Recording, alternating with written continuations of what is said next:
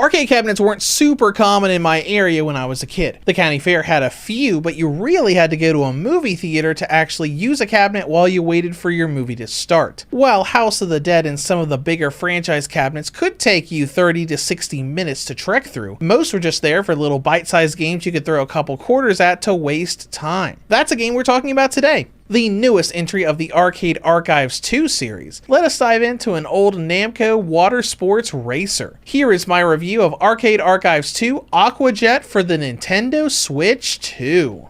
When it comes to gameplay, this is an arcade-style racing game, having every session with you on a jet ski racing against the CPU, trying to go over waves and jumps to get to first place before the time runs out. Like Air Combat 22, there are Arcade Archive 1 and 2 versions of this game, with Arcade Archives 1 for Switch and other last-gen platforms, and Arcade Archives 2 for Switch 2 and current gen. There's no real difference from before, with time attack and the rewind mechanic exclusive to Arcade Archives 2, letting you go back a few seconds to undo mistakes. And like the previous game we covered, the rewind is not enabled by default. You need to go into custom button settings and map rewind onto a physical button to make use of that feature. At the main menu, you have game modes. There's Original, High Score, Caravan, and Time Attack to play the game in different ways. Original has both the Japanese and North American versions of the game, though it is worth noting that the announcer speaks in English in both versions, with it mostly being menus that are in different languages. When you dive in, it's very simple, but you might be confused at the game asking you about the handle and trigger being used for navigating the menu. That's because this arcade cabinet was a bit unique in that its controller was a life-size jet ski that you could sit or stand on with actual handlebar triggers that were used in the game itself. The Arcade Archives 2 version even shows a little video of how you would get on the jet ski peripheral in front of the cabinet. Remember that these aren't really remasters of arcade games. They are the original games being brought to modern platforms. Before diving into your first race, it is worth going into control options. Like I said before, rewind is available to map onto a button but isn't there by default. But you also have some neat features specific to this game in the form of handle facing up and handle facing down that are also not set by default. They don't do a whole lot, but let you move slightly up and down while on the jet ski, emulating you actually standing or sitting on the peripheral. It's a neat little feature of the game that I didn't discover until later on, along with some things under advanced control options, letting you change the angle of the handle and the steering wheel. Once everything's set up the way you want it, you simply pick one of the two courses and go at it. You're dropped in a race where you can accelerate, weave left and right as you traverse a water-based course with the goal of passing everybody by and getting first place. It's not super difficult, though time is a factor, with many checkpoints littered around to extend that time. Each course has you going through a lot of turns and going over waves and ramps for jumps. It's a very neat and colorful little system, especially visually. Clearly designed with those sharp curves towards the actual jet ski peripheral for the cabinet. On a controller, it is rather easy to navigate the course, while on a huge jet ski peripheral that you have to use your body to tilt likely would have been far more difficult to do. Though saying the game has multiple courses isn't exactly correct. The second course, dubbed Expert, is actually the same course as the first, but it's a lot more difficult with handling. Essentially, Novice mode gives you really good handling and control, while Expert is very loose, requiring a lot more precise movement and adjustments to get turns just right. This also feels more realistic, as riding on water wouldn't ever give you perfect traction and was way more challenging to finish. Though there are a couple things built into the game to help you extend it to not just have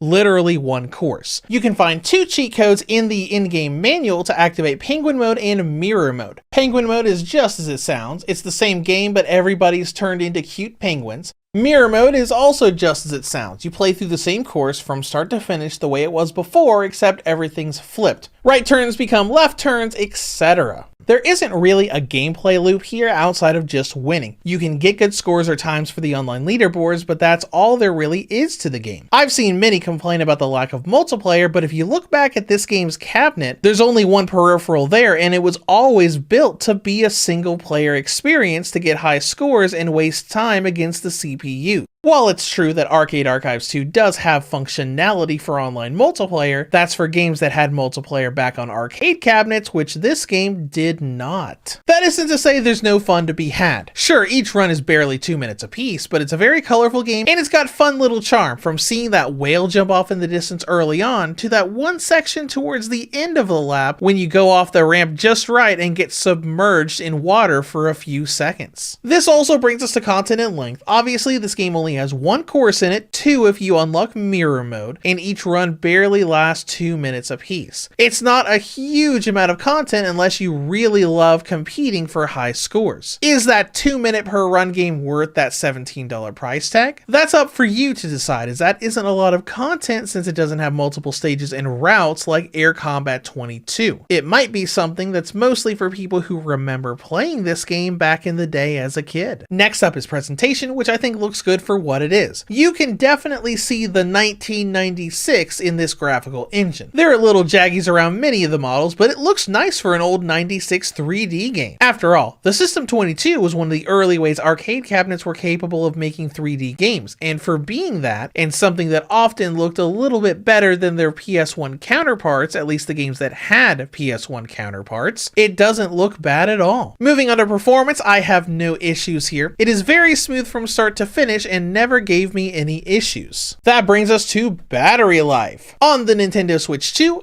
Arcade Archives 2 Aqua Jet will net you around 3 hours and 45 minutes on a single charge. In conclusion, Aqua Jet has come to home platforms for the first time ever, offering the colorful water sports racer on the go. Now, on the downside, there isn't a whole lot of content here, with one track with 2 difficulties along with penguin and mirror mode to stretch out that time. But if you don't mind the simplicity, it's a very colorful little arcade game from the 90s to boot up for a couple minutes at a time, or if you played this as a kid and want a little nostalgia trip. Reviews to Go rates Arcade Archives 2 Aqua Jet for the Nintendo Switch 2 a 7 out of 10. If you have any comments or questions, feel free to leave them below. Thank you for watching and have a great day.